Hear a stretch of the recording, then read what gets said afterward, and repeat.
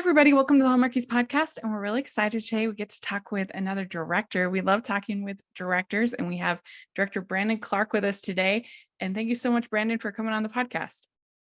Yeah, absolutely. Thanks for having me. Appreciate it. Yeah. So what we like to do with new guests is get to know you a little bit better. So when you introduce yourself to our audience and tell us a little bit about how you got inspired to get into directing and making films. Ooh, I don't know if I'm the norm. I think I'm kind of like an example of the Fablemans, a movie that just came out. Spielberg did. Uh-huh. I like 9 years old. I was wandering around stealing my dad's camera and making all the kids in the neighborhood come do movies with me instead of other stuff. Uh-huh. So I was kind of sick and twisted. I had Yeah. like little wardrobe teams off to the side and all the little things that we were, messing with or trying to make fake explosions with or crashes and stuff. And but yeah, I always loved it, had a love for it, was around it all my life because of my family too. So that was a big help of inspiration. Kind of runs in the veins. But yeah, Was your family I in always the knew it was business? ingrained in me. Yeah, Good. yeah. My grandfather produced John Wayne movies like Hellfighters and things like that, to the Oh. Goonies and just tons of stuff. And my great grandfather actually was his stuntman. And then my dad is a director of photography who actually worked on this movie, Just Jake, as the cinematographer. Kind Oh. of yanked him out of retirement, so he had a good time. And then yeah, so we have generations like actually further back of just like Broadway shows and stuff like that. And so a lot of entertainment, just so I guess it ran in the veins. Yeah. um I did other things, but it just always got pulled back, and I could tell it was just something that God had called me to do. That's so cool. So you really were like the Fablemans. Yeah, I watched it recently on a plane because I just told you I was on for the last 7 days of plane each day, and I was like, Uh-huh. okay, this is me. Yeah, great. That's cool. Did you have particular films that were particularly inspiring for you? Throughout growing up, they changed, but Mm. yeah, there were some. I think eventually one of the biggest ones as I dove into deeper storylines and epic movies and stuff that I would find directors that I attached to or liked and enjoyed. Gladiator is one of those movies that I Mm. thought was epic, that you can entertain people for 3 hours but tell a period piece and do it with class. And I love the cinematography and the Mhm. emotions and the mood and tones that Ridley Scott approached. And so that was one that I definitely enjoyed very, very much and Yeah. inspired me a lot. Yeah, but there's Cool. many, that just Mhm. change, it evolves as you grow, and you grow in who you are and what you're doing as the craft. Mhm. Do you remember the first movie you saw in theaters? Or one Oh of the my first? gosh. Oh no. I mean, we went to movies were just normal to go to. Yeah. One of my favorite things to do, I watched more older movies first because a lot of my grandfather's movies and stuff, like a lot of the Mhm. westerns, especially at his house, and it was fun to hear his stories as he was talking about what was going on during the shoot and things that were happening. But there was a favorite theater of mine that was actually located in Laguna Beach, and they now call it the director's cut, which is really cool. But they would play all the movies that were not released in the mainstream theaters. I know it was owned by Regal at the time, but international films and stuff like that. So I would always go with him to these films that we would try to find that weren't being released in major theaters, or directors that were doing something a little different, or stuff that was more just to a independent nature to check out too. Even though we Mhm. came from the commercial world of it, it was just an enjoyable place to go see things that you Yeah. were really trying to go see. And sometimes the commercial world of the business and big studios blocked, you know, only limited release for some of those movies. So Mhm. there were, that was a favorite place to go to. I don't know if I can remember the first movie I went to be honest. I probably Yeah. don't have recollection of it. I probably was dragged to one. I'll be honest with you. It's probably Yeah. why. So, did you go to, like, film school to learn the craft, or did you just kind of learn on as you went? Uh, yeah, I did. So I did go to film school. I actually was already working though, Mhm. in the unions. My grandfather had a phrase he used when I was younger. I remember it, and it stuck with me forever. He said, "Okay, the last person he introduced me to on a set this day, it was a long day, but it's a great story. But eventually, he brought me to the director after he introduced me to everyone, and the PAs were first, and the food and craft service and all that stuff. And there was a message to everything, and who people were, and how important they are. And then I remember he goes, okay, this is the entry level position. And he goes, "This is the director." And so I went to shake his hand. I go, "Entry level position." And he goes, "One day you're going to make a great director." And I'm like, "What the heck does he mean by this?" And I go, "You want me to be the entry level position?" I knew what he meant. He was getting to something, but he was like, "Do everybody else's job first." Yeah. And that was important because then you learn to honor your crew, and Mhm. the people are there for you that believe in your vision or making your vision possible. And you also can see through the BS. So that Yeah. helps a lot. And Yeah. so that was my first kind of like, entry into it. But in college, I was working in the union. So I did do film school, but I would say for me, film school didn't do much for me at all. I felt Mhm. like it was actually like La La Land and Mm. dreamland of things. I don't know if I can even tell you how many people, maybe one out of a couple hundred that I know that work in the industry now. Mhm. It's all about diving into the trenches and really Yeah. being, after, and that's where you learn the most.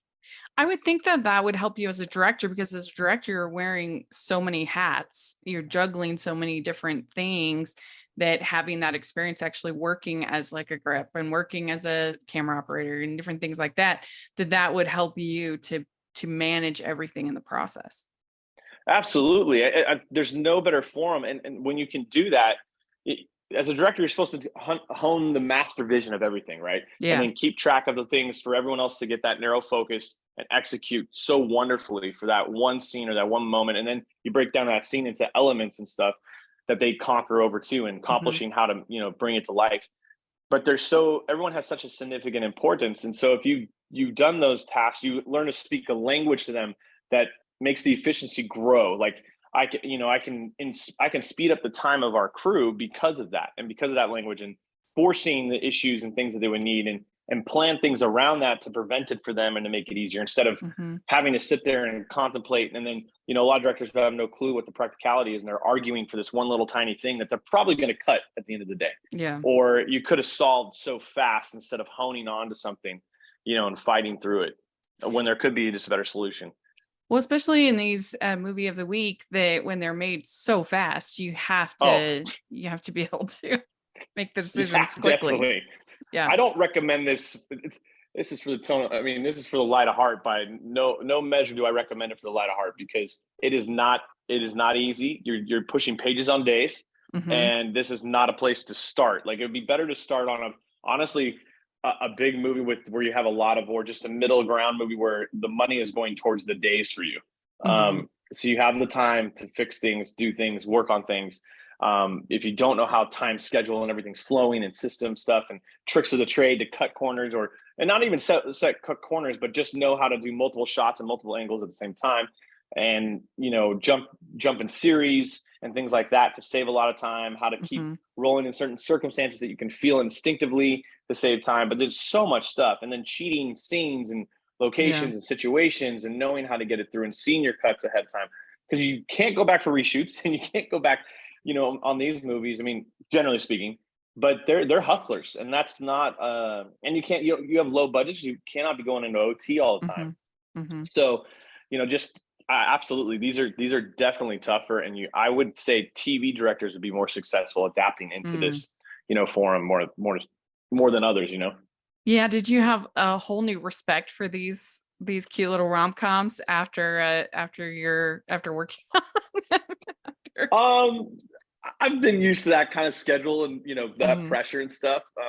I kind of fire off of it. I actually like it, but yeah, I Yeah. do. I definitely do. I think where I had the most respect is, how do I still be me, and how do I, meet the audience 50-50 and speak to a new Mhm. audience that I wasn't used Mhm. to. I think that was more important for me. Yeah. So I definitely have more respect for how loyal this audience is, how they respond to things. The Mhm. fans, it's a really cool environment in that aspect, that people are pretty Mhm. loyal and loving and caring, and Yeah. they really care about what you do. I'm like, that's the coolest thing for us. Like, Yeah. they actually care. Yeah. But yeah, I have respect. But TV tempo and all that stuff, I mean, that that I was used to. I think, in like my first one in this space, Gauge and Plot, we finished that in 14 days. Yeah. So yeah.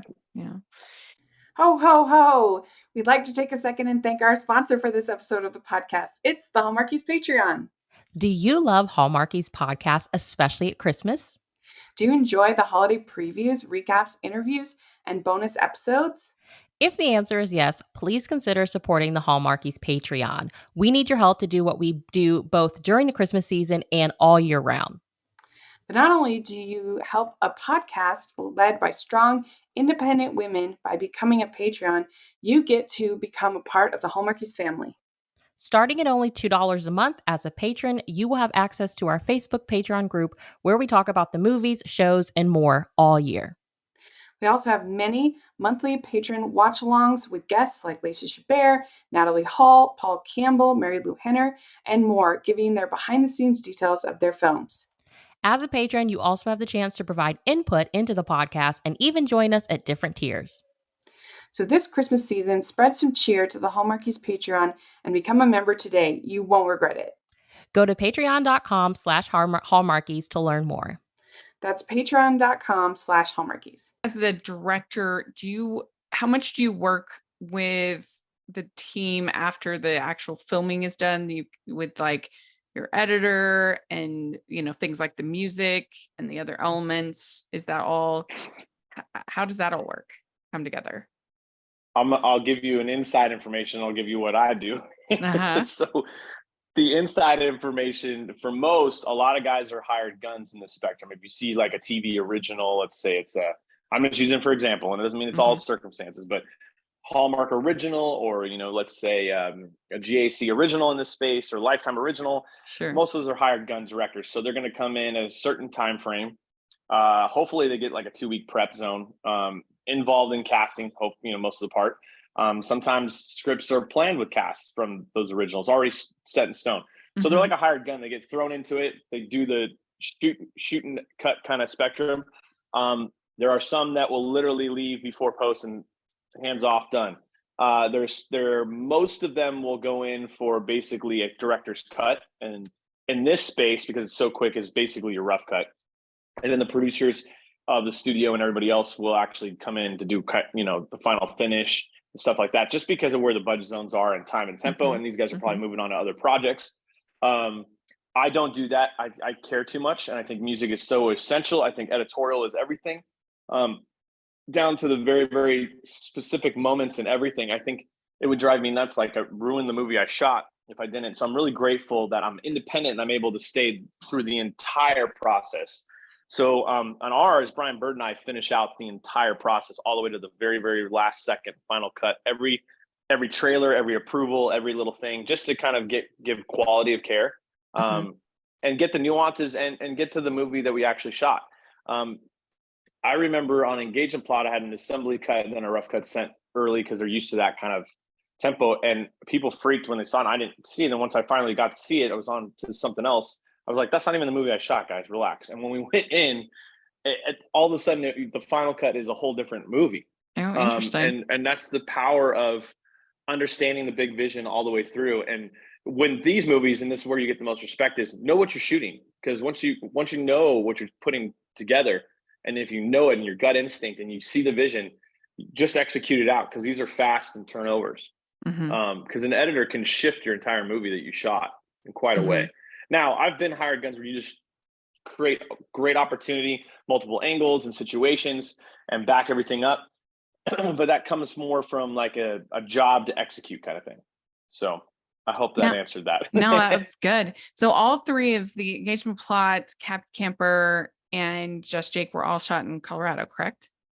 Yes, different places, but Engagement Plot, Colorado Springs, Happy Camper up in Black Forest and part of Colorado Springs. In fact, we shoot on the same main street in old Colorado City for both Engagement Plot and Happy Camper for some of those walk and talks. And then, so Just Jake, I shot in Castle Rock, because I ended Happy Camper in Castle Rock. And when I saw Castle Rock, I'm like, I'm going to do one more in Colorado. I'm like, I just felt like it was right. I'm like, we're going to shoot here. And so I stuck to it, and just, those gut instincts, I don't avoid. They're everything. They speak highly to where you're supposed to be. And so I just stuck to that. And when I came back, it felt right, and went to scout everything, and it all came together pretty magically, actually. Yeah. Well, how did you get involved in the Engagement Plot? How did that all come together? So we had finished a movie called Aloha with Love, which just aired on Up 2. We had like a full-on marathon that day, or a Brandon marathon, maybe, I guess. Thank you to Up TV. I don't know they were doing that that day. They were releasing Just Jake. Was kind of cool. But Aloha with Love, we were out there for a movie that we were supporting, Brian Bird and I, and Ty Truesdale, my business partner, True Brand. and we had gotten in discussions on our next film. And I read the script from Taylor's son. I mean, I'm sorry, Brian Bird's son, Taylor, who wrote the script, or the expose at this time. Sorry, it was like 11 pager. And I said, I actually like this. I think this is doable. And so then Brian goes, if you like this, let's pitch it out to the buyer, see how it go. They gave us a green light, yes. And then I told Brian, I said, I would be open to directing it for get this jump starting. He's like, really? He goes, yeah. He's like, okay, that would be awesome, because this is Taylor's first outing. I think it would be really good for the two of you. And I think it would help him in his career. And so it's kind of how it jump started. And then we went off from there. I didn't realize that was Brian's son. Yeah. Taylor Bird. Oh, yeah, makes sense. That was his Very first feature film too. So, Brian, it was protective and wanted to make sure, it was, but I got to thank Brian, because that kind of launched me into this space a little bit. So, and I've had fun with this space. It's not my typical genre who I am, but you know what? There's something beautiful in that as an artist, because it's new challenges, new audiences, and a beautiful thing to do. And I like new things. Well, that one had a really fun cast. Of course, you have Rachel and Trevor, great. Yeah. And then our friend, one of our co-hosts of our podcast, Jacqueline Collier, is in that one. Yes. So that was super fun. Yeah, she's got a lot of energy. I had a number system for Jax. I said, we're dialing from Jax. I go, give me a Jax 7. And all of a sudden right after, I'm like, okay, we're going to be at a Jax 5. Yes. Well, very cool. So Happy Camper was really fun. We really enjoyed it. And is it easier working with a couple in real life as your leads in something like this? Bo and Daniela, forgive me for this. I don't think so. I actually thought it would be, but I think it actually kind of hurts a little bit. They're so close and they want their own time, and in between that time, and I think the work ethic changes. It makes it I like a comfortable, loose atmosphere on set. But to be honest with you, I don't know if it was just their relationship or something. I saw some where it kind of interrupts. Not that they weren't getting along; they were loving everything and they enjoying stuff, and they had a great time. And I thought it was a cool idea for chemistry, everything. And it was fun. I love Bo and Daniela a lot. I just think that there's this, outside of the chemistry and that stuff, there's this fine-tuning work ethic, and there's almost a competitive thing for actors a little bit. And you kind of lose that a little bit. Or Bo was just being so sensitive to anything Daniela needed. Maybe it was just, and that's a different atmosphere. Yeah.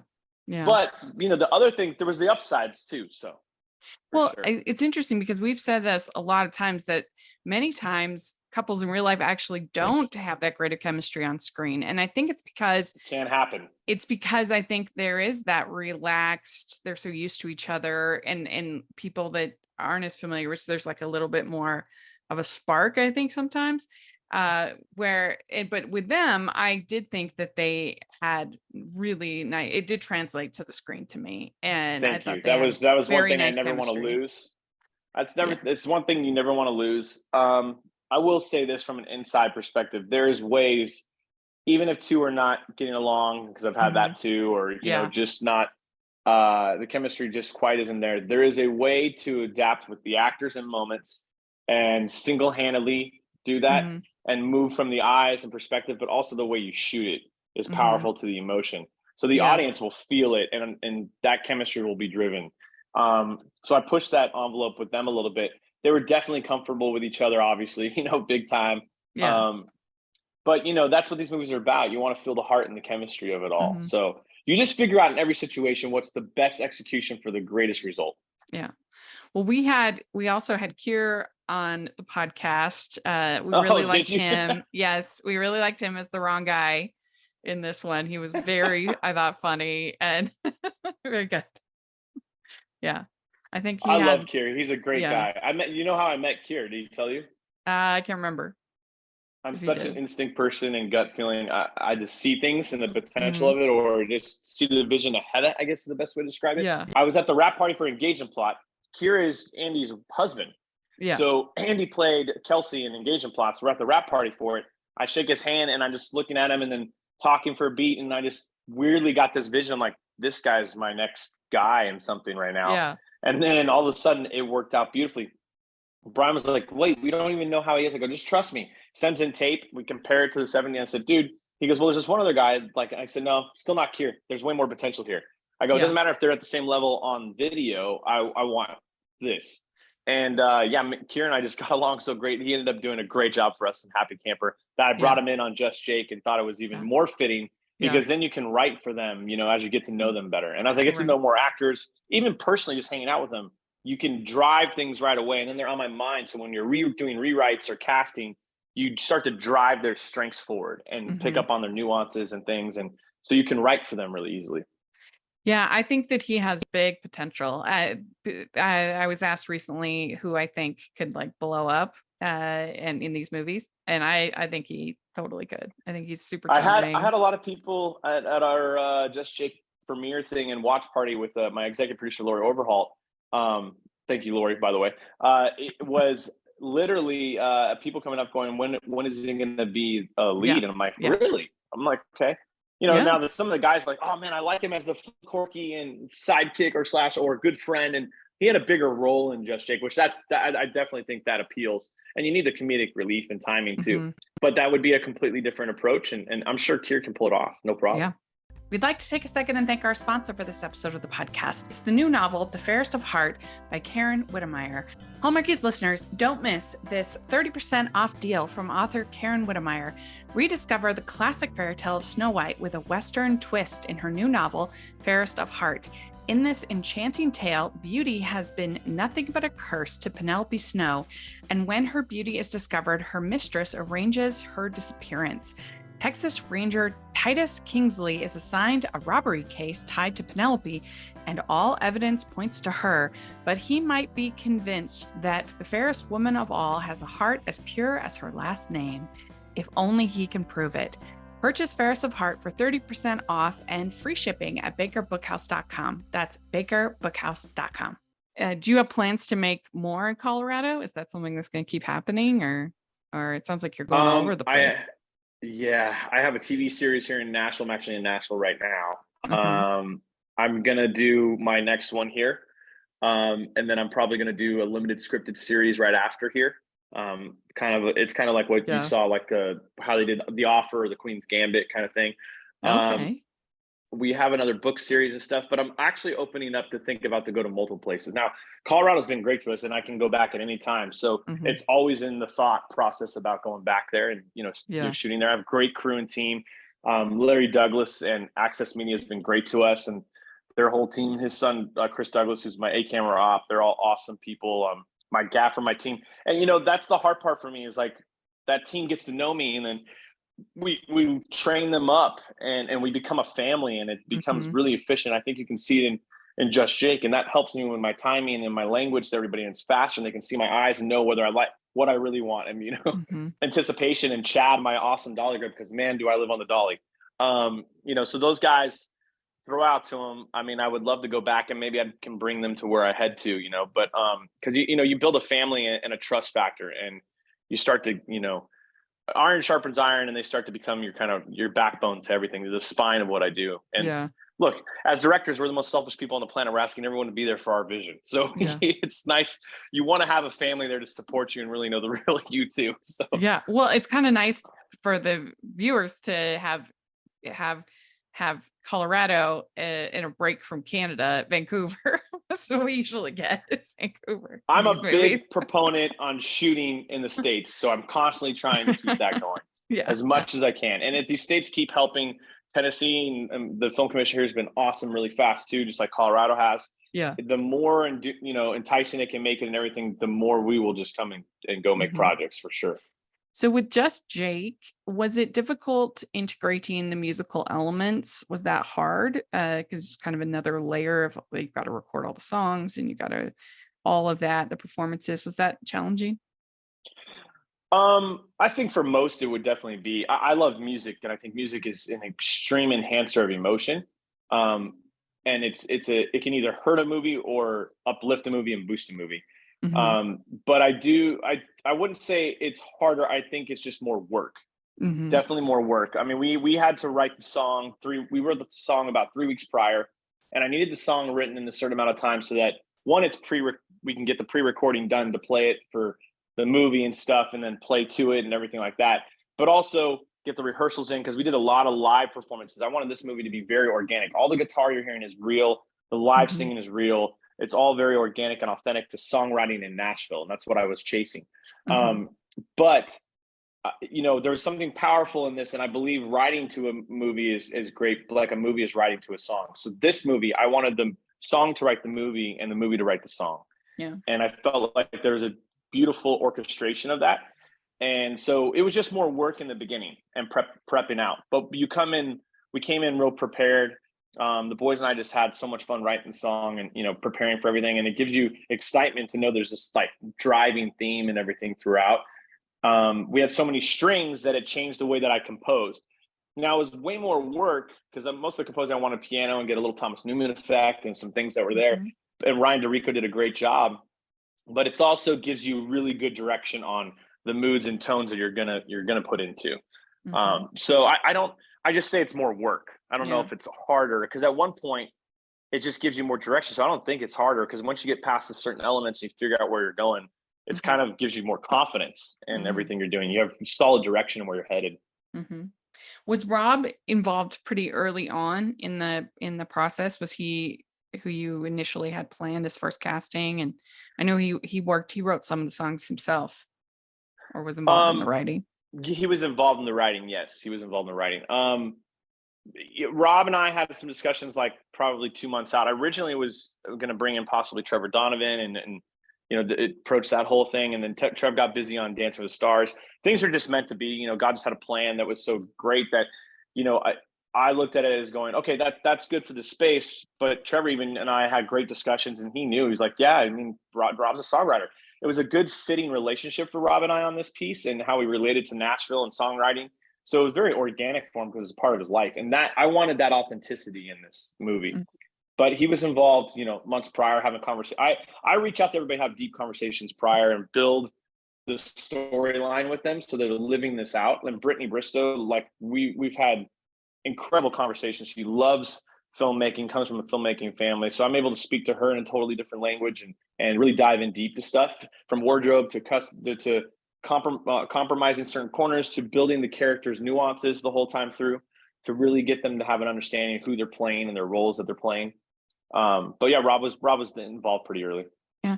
Well, what was the casting like for Brittany? Because I had no idea she could sing.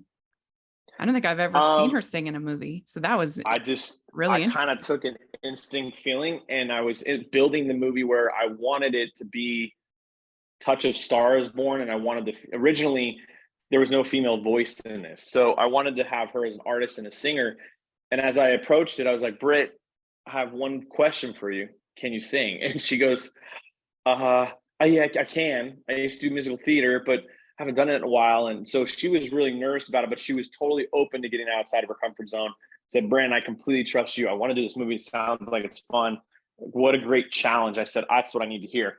And I kind of like that, because the openness in that, you can build more together and collaborate more. And usually the result is greater because of that. And so she actually, I said, hey, to help you a little bit, let's talk to my mom as a world-renowned vocal coach and see if she's willing to help and see if it's a good fit for you guys first. She goes, yeah. So they talked, and then Britt called back and goes, oh, she's amazing. That's awesome. I said, and you know, she's like, I think we should do this. I go, whoa, let me talk to my mom first. And then I talked to my mom, and she's, you know, she had said like, hey, listen, all the things are wrong, but that's a good thing. It means she's got a great potential and a good instrument. Just need to get things right. And that was good. And so they worked for about 3 weeks prior to everything as well. And I could see slowly that Brittany's confidence was building through that process, which resulted in how we were doing it in the studio. And she was still nervous in the studio, but I mean, all props to her, because she stepped out and did something she wasn't used to. And I think she did a great job at the end of the day. I agree. I mean, that when she's singing Come Thou Fount in the church. Oh, that is such a beautiful song. There's a good friend of mine, April Ashburn, I reached out to, who is a worship leader, and she just has a great tone to her. And so I said, can you bring that to her? And so I let April pick the song, and then, you know, reach out to her too. And then we actually had her on FaceTime while recording the studio to get the breathiness and so how to create her own personal nature to that worship song. But the most important thing in the room was to tell her, you know, and bring this back, is that this is a prayer.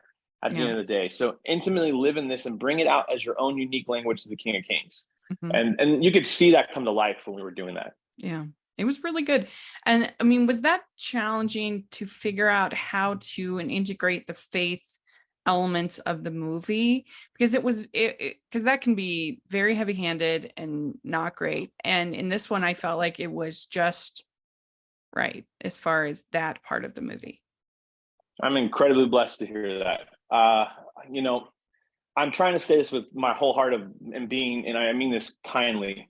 Uh, I feel like we do have a problem though a little bit, like where faith becomes preachy, and you Mhm. can't preach to people, in a theater for 2 hours, and it starts to Yeah. bang something over their head.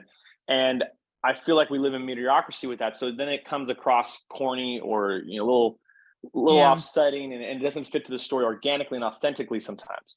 Yeah. But what greater example of the great I am than to do the greatest work you can? So I came from the secular, and that doesn't change anything of what we do talent wise. So I wanted to come across like with a little bit of soul cravings and just enough, but it to be organically into the story and to where you don't feel like there's any pressure of it. It's just who they are, and it's what how God was working in that moment for that personal thing. So it's relatable to people Yeah. because whether they're dealing with the same exact thing or not, it's how it's spoken or how subtle it is that it's receivable by everybody. So I'm Mhm. really blessed to hear that, and I think we can do things in the faith aspect with great taste and subtlety that has a beauty to it Yeah. and good quality.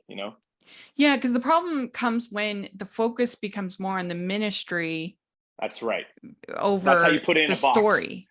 I wanted to go there, but that's how you put it in a box, and then that takes away from. That's exactly what happens. It takes away from the other nuances of the story that can make it a great movie and not come across corny or over pushy, or Yeah. overbearing. Yeah. It was just like this little part of his journey, of his experience. And Exactly. I think it worked really well. I also liked everything with Joaquin and the talent show, and just all of that was handled, I think, very well. Very sweet. Oh, thank you. Yeah, that was a little. I kind of referred to Hoosiers in a way with Angelo Pizzo.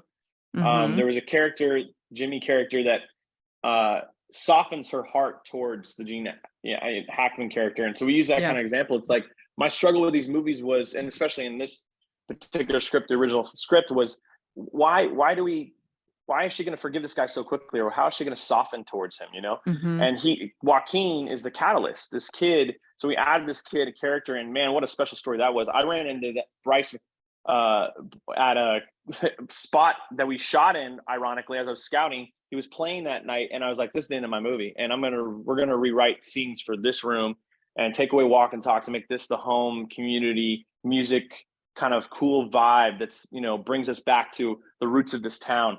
And then I asked him to play his original song, and he did in there, and I'm like, oh, that's the end of the movie.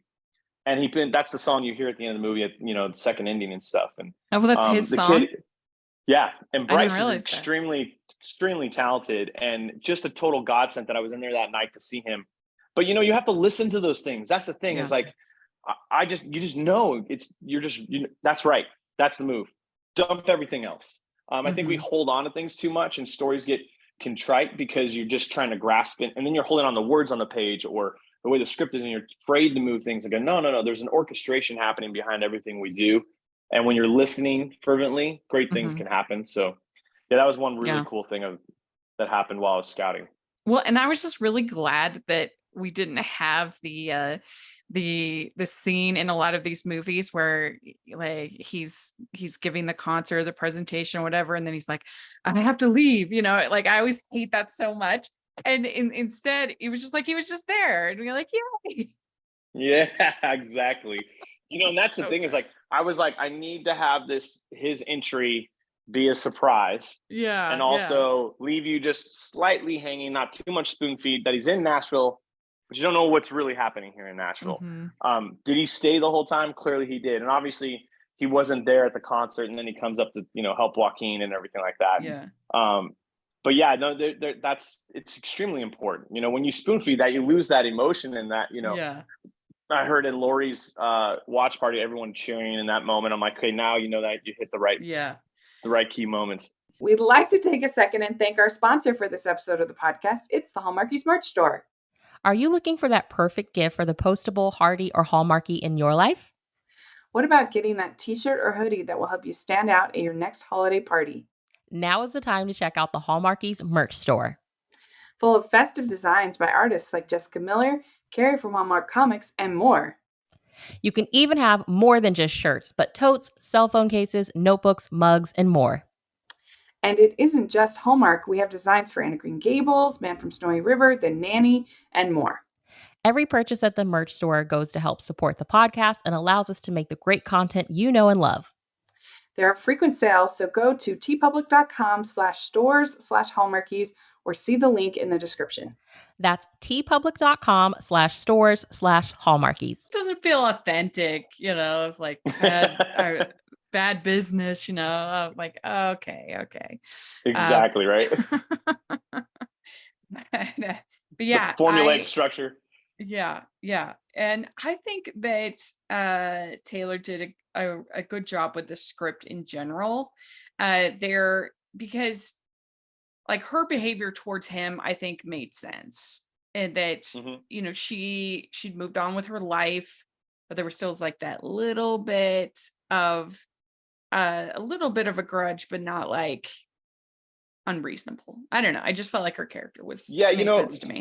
These are really good points, because we had an original script by Jamie Ingle, and then Taylor and I worked on, getting this to where we wanted it to be. And I love that it was along the process and revamped the story, the TikTok and all, which we call yin yang and all this stuff. That was and I related to other people. That was a good fake TikTok name. Thank I think. you. Yeah, that was good. Brian came up with the yin yang part. Oh, the story concept of that was my idea, based off a friend and just true things we can relate to. But one thing Taylor and I discussed at Taylor, it's okay here because time is involved, right? They haven't seen each other for a really long time. So things can change and there can be an edge to a person, but then there's also those memories that reset, right? Mm-hmm. So there's things that can re-spark, but there are also things that can make you go, whoa, hold on a second. Like that, the avoidance too in the space. So she does both. He does both. And I do it in blocking with him and stuff, but you can tell it's been a void in both their lives. And so here comes this, what we think is a tragedy in our life brings us together kind of thing, right? Yeah. And something that looks like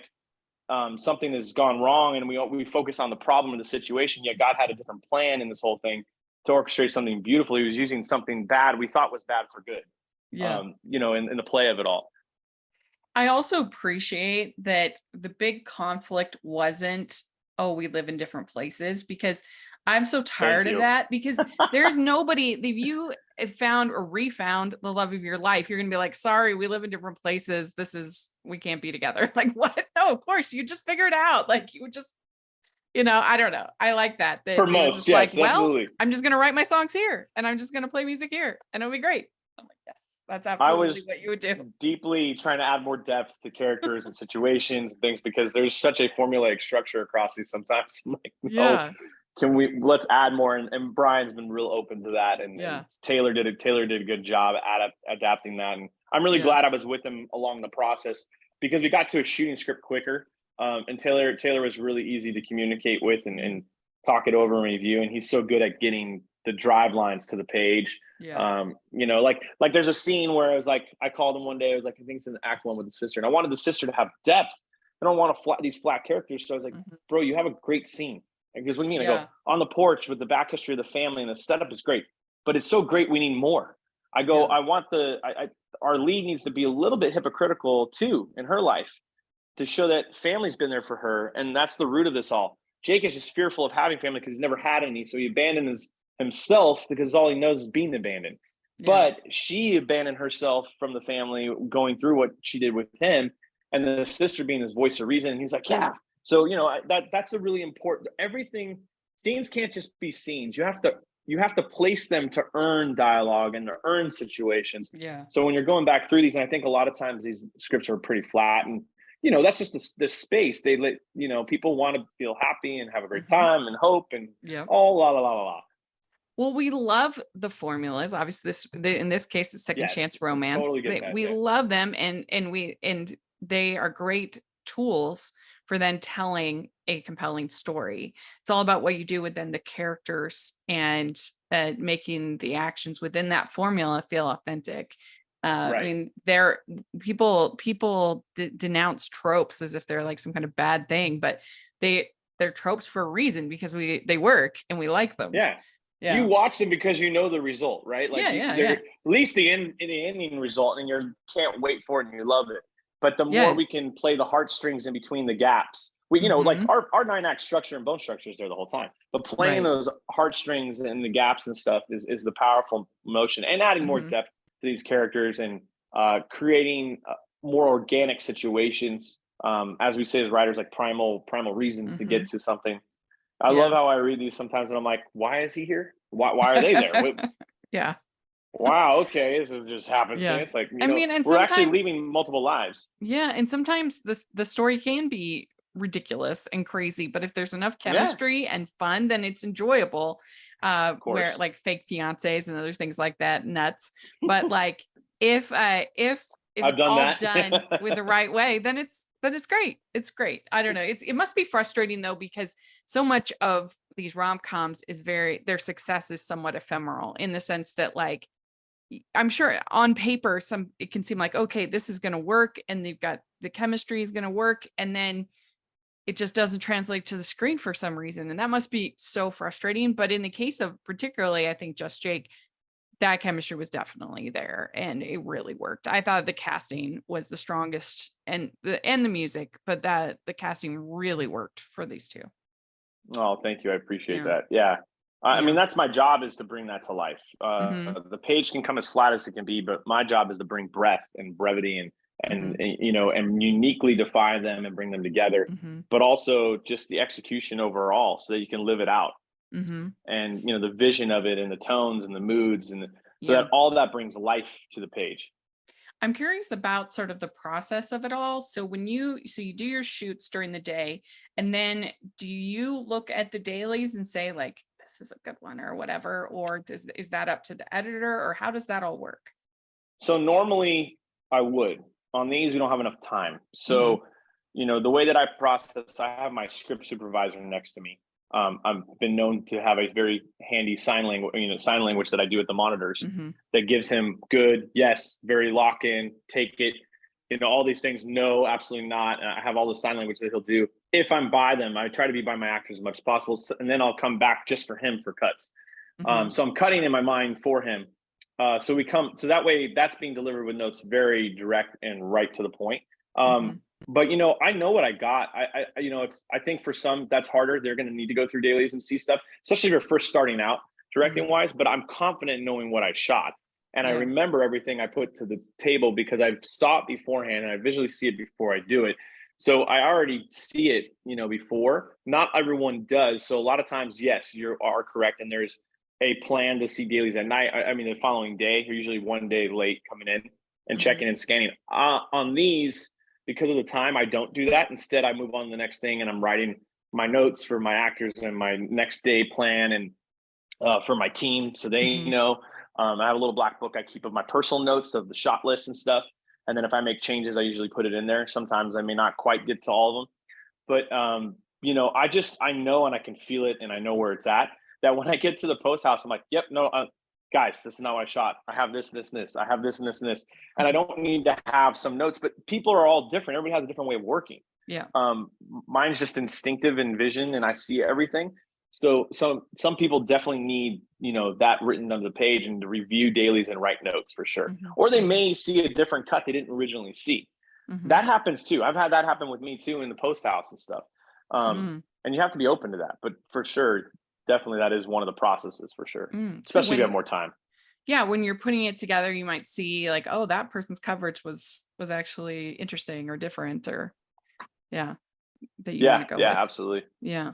Yeah, Interesting. and also it's also about driving emotion. So in the final cut, I'll really dive in and get things tighter for timing, comedic timing, or certain cut twos change the entire tone of the scene. Hmm. Um, little tiny things like when Amber and Jake are sitting there in this intimate situation, I jump cut to a tight of the mom because it's funny. She's like, "Hi," like, and she's in their Yeah. face kind of feeling, right? You can Yeah. change the whole thing if you're in a master. It's not as funny and lay it out, and they just approach them and it's linear. So all of that methodology to cutting is timing and pacing, and feeling the emotion of the audience. Mm-hmm. So, you can change the whole movie by doing that too. Yeah. Well, what do you think is the appeal to these movies of the week? We get so many of them. They're Hallmark or Up TV or whatever the channel, Netflix. What do you think is the draw for these sweet romances? Honestly, I think honestly, we're our culture right now. I think people are Mhm. actually starving for alternative content. People need hope. They Mhm. want to see, good relationships and romantic stories. And I think we're looking for that, whatever that entails. It's an example, or to leave their life for a moment and enjoy something they're watching and get a feel good moment in their life to Yeah. forget about other things that are happening. Yeah. And I think that's the kind of most important thing, I think, from this, why these are so successful and still going, and the formula is still holding, is because I think we all secretly, need and desire that. Or, and I believe this. I think, hey, that movie made me feel like that. They'll go and watch it again. Yeah. Or this movie, I know it came from them. It's gonna be that. Oh, it's gonna be a feel good. So I can't wait That to is watch true that these movies get, if it strikes a chord with the fan base, they get watched over and over and over and over again. I get people sending me messages. I watched Engage Plot 9 times. I'm like, what? Some people watch Just Jake 4 times already. I'm like, that's the greatest thing you can tell me. I'm Yeah. like, yes, that is awesome. I mean, Yeah. what cooler thing to know is that you're bringing people hope. You're bringing Yeah. them joy. You're getting them away from their daily life for a moment, just to enjoy something. And you never know how that changes their perspective for the next thing they do in their day, Yeah. or the next day, or how they look at life. I And that may agree. change the next day, and next day, and next day. So it's Yeah. very cool. I agree. All right. Well, we have some fun, silly get to know you questions to end the interview. So the first question is, what's the best ice cream flavor? Ooh, I have a battle with this because I'm a chocolate guy, but I guess I'd have to go with mint chocolate chip. Yeah, okay, good. What's your favorite color? That I thought changed over the years, but I'm gonna go with my kid roots. It was orange as a kid. Oh, okay. What music are you into right now? Man, that's evolved itself. I listen to everything. Mhm. Man, tough because I love classical, love hip hop. I grew up on hip hop so much, and then say I'm more into the country music culture now. Just where it's headed. Yeah. I don't know if it's even a country as a genre anymore. And the audience and what's happening with that. So yeah, I would have to go that direction for sure. Mhm. Country music, when it's at its peak, is great at storytelling. And I think that's what I Yes. really enjoy about it. Yeah. I think that's the element. If you understand that, changes your perspective when you listen. Yeah. And I agree. there's also that's the whole element of it, is the storytelling. Yeah. All right. What is your go-to date night food? Italian. Okay, good. Yeah. Classic. She Classic. says good. You were worried it was something else. I mean, it was Lady and the Tramp. I mean, come on, you can't beat it. No, I mean, look, a good wine and bolognese or whatever, or Yeah. and really good Italian food. But there's something about Italian food. It's soul Yeah, food, and it's yeah. more intimate than the structure of it. Like I don't know. I love Italian food, and if it was going to be in that element, yes, absolutely. The only hard part about Italian food on a date is it's a little messy. It's hard to Can be. eat daintily, but it's good. All This right. is true. What is your go-to date night activity if you're going to do something out? Not to be selfish, so I have to deviate away from movies because that's what I would normally do because I'd enjoy them. But nobody wants to sit there and hear me talk about it. I could talk during a movie forever. Yeah.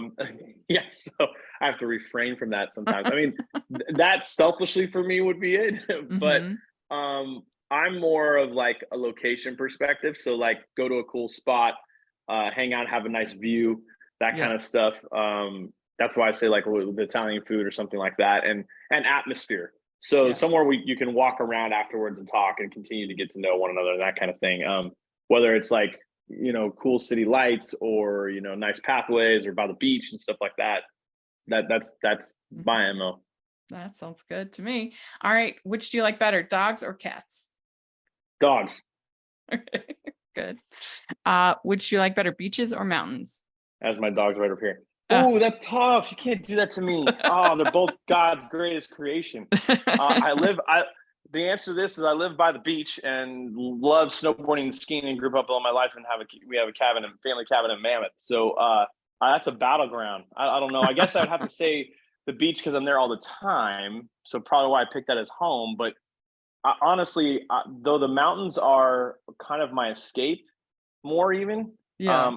The beach is really nice for riding and when I'm home and I love the views. And it's a nice peaceful reset. Just feels like home to me. But the mountains, yeah, I don't know if I can give you an answer on this because the mountains are my escape too. So the mountains are like more my get closer to God time. Yeah. Okay. That's good. All right. What's your favorite holiday to celebrate? Ooh, Thanksgiving's so good, but I love the family atmosphere of Christmas, so I'll go with Christmas. Yeah. I just love the gathering and that it's more than one day and everyone getting Yeah. together and hanging out. And I feel like there's a different soul in people at that time. Things open up more and you get to catch up with everybody, and that's kind of cool. And I may or may not be doing a Christmas movie right in August. I was gonna say, I don't think you've done one, right? No, I haven't. Very So it'll be a different approach. Oh, that's exciting. All right, last question.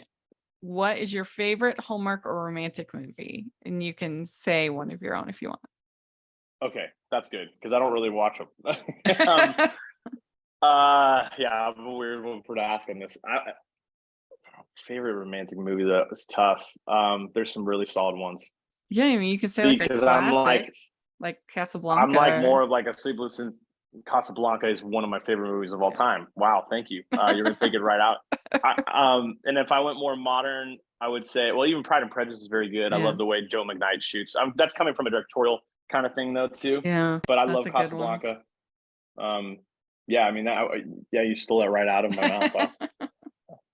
That's a solid choice right there. Very Sleepless good. Seattle's pretty good as far as a different approach. Good. I like that. Yeah, that's good. Different storytelling. So I come from that. I look at that one more scripture, to the script and everything like that. Yeah. Yeah. Very good. Casablanca would have to take the top though. Okay, good. Did you cheat? Because I posted stuff about Casablanca before, like you did? To like an anniversary for it and stuff. Yeah, the heck. I'm like, I wonder if how'd you know that? Well, I mean, most people like Casablanca. He's pretty good. Exactly.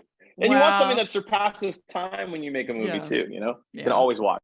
Yeah. Well, you did it. You answered all the questions. So thank you so much for coming on, talking with us. This was a blast. It's great to get to meet you. Can't wait for your Christmas movie coming up and whatever else you have coming up. And if people want to follow you on social media, stuff like that, how can they do that? Yes, it's thank you for asking. Actually, a lot of these podcasts don't. It's Brandon Clark Films is my Instagram. That's the one that you can see most of the BTS. I try to share little chapters of movies. There's like a Just Jake one there, and it's a lot of the behind the scenes stuff like that. We have True Brand Entertainment. If you want to see all of our movies online, it's just truebrandentertainment.com. Actually, truebrandent.com. And I mean, I have we tweet live during movies. Jack actually made my Twitter, so it's kind of brand new, but it's Brandon Red Cup. So at Brandon Red Cup. There's a joke to that, but yeah. Anyway, but Brandon Clark Films is Instagram that where usually everyone sees behind the film, behind the scenes, and I post most of our stuff coming up and new movies coming out, and when we're back on broadcasts and all that. So great. Well, we'll have all that information in the description. People can follow you, and and if you're listening, let us know what you think of all the things we talked about. This would be great. And thanks again for taking time to talk with us. We really appreciate it. Thank you. We'd like to thank Brandon for coming on the podcast. I thought that was really interesting and a lot of fun to get to learn more about the movie making process. So let us know what you think of all the things we talked about in the comments or on Twitter. And you can find me at Rachel's Reviews, all over social media, iTunes, YouTube, and on Rotten Tomatoes. So check that out. Also, make sure you're following the podcast at Hallmarkies Pod and Hallmarkies Podcast, all over social media. And if you are listening on iTunes, please leave your ratings and reviews 5 stars. It really helps us a lot. It only takes a second of your time. So please do that. And then if you are watching on YouTube, please give the video a thumbs up and subscribe to the channel. We appreciate that so much. We also have the Patreon group, which is the best way to support us. And you get such a bang for your buck with the Patreon. So please take a look at that. And also check out the merch store for lots of fun, cool designs. And thanks again to Brandon. We'll talk to y'all later. Bye.